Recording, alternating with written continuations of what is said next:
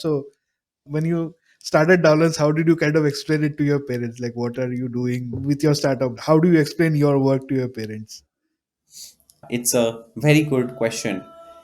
And the answer is that I took like my fair share of time to explain what we do to my parents, right? Like, so I got into crypto in 2015. I started investing in 2017. And I discuss my finances a lot with my dad. Like, he is also someone who understands stuff. He shaped me, groomed me a lot. I look up to him a lot. And I think it was in the process of explaining to him why, with everything that has been happening in the world, like government comes and says, oh, crypto is illegal. And then of course parents have high alert on. They say like, oh, you did something. Are you going to go to jail because you put money in this asset?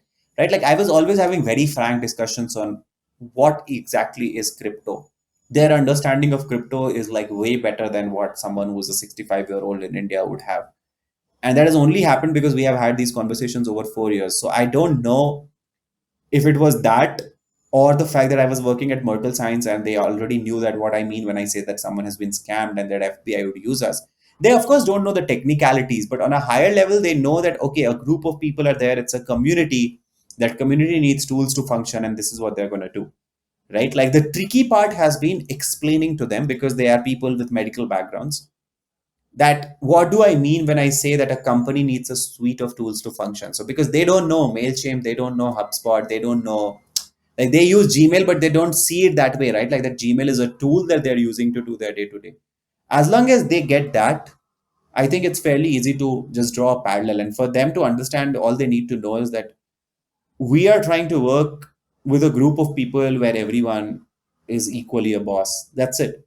So I simply go in and explain a doubt to them the way I explained to you, that it's a group of people, everyone has pulled in money, and then things like smart contract and so on, right? Like, I distinctly know my dad now knows what a smart contract is, because at one point in time we were talking about, hey, like, smart contracts are really cool because essentially what ends up happening is when you're applying for a car loan, right? Like, when you're applying for a car loan, you can go to a bank, the bank will do its own check, then you go to the agency will do its own check, and it takes like somewhere 10 days, 15 days if you're really lucky. Sometimes it can take months for the loan to get through.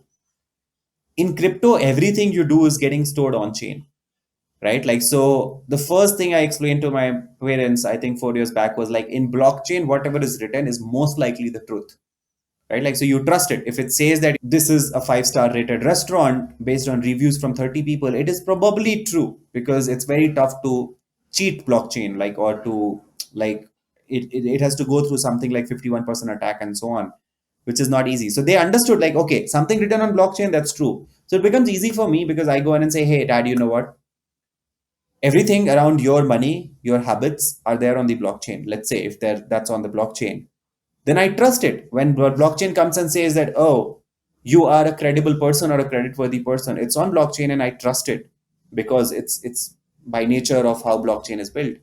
And from there, if you go in and apply for a car loan, a smart contract has simply to go in and look. Like, basically what the bank people or the car dealership people are doing is they are going and checking things out. They are doing background checks, they are checking for conditions, requirements, and then they are doing, if this is true, then we'll sanction a loan. Now if you encode it in a smart contract and I go in and apply for a car loan, the smart contract is going to check on my blockchain profile, and it knows that it doesn't have to verify further because it's already on blockchain. So it's going to give me the car immediately. Like, my loan can be sanctioned in like 2 minutes. I can get a job in 2 minutes if my profile says that Vikram is a super reliable person, right? Like, that is what interviewers do. They come and they try identifying, oh, is Prashant really a good person? What kind of a human being he is? Like, I start asking you questions. Prashant, what's your motivation in life? Right? Like, do you need money? And if your work, if there is proof of work that you have always delivered, or if you've delivered 95% of the time, I am more like confident making a bet. So if I could encode it in a smart contract, again, job applications would become very, very, very fast. So they had these insights all through in their life. So when I went and really told them that, hey, it's a group of people who are coming in and we are building tools for them to function, it was really a piece of cake for me because they themselves started interpreting things like, oh, now you say this is what the smart contract is going to do, this is what it's going to do. But essentially, for any 5 year old, I would really always use, like, if I had to go on and explain it to my maternal uncle, who I don't think understands DAOs, I would probably simply go on and say, hey, a group of people are there, everyone is a boss, you can do whatever. And I usually take an example that, you see this wall behind me.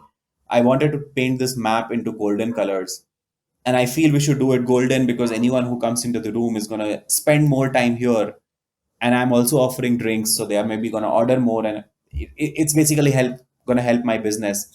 I'll just draw some sort of a parallel with them, and it usually helps if you can draw parallels. For example, when dad has a lot of questions around crypto, and I just go on and draw medical insight saying, you know what, take a hospital and this is going to happen, it's really easy for them to understand. And again, the goal is not to tell them how the tech works, the goal is to tell them that this is true, you just imagine that it's true.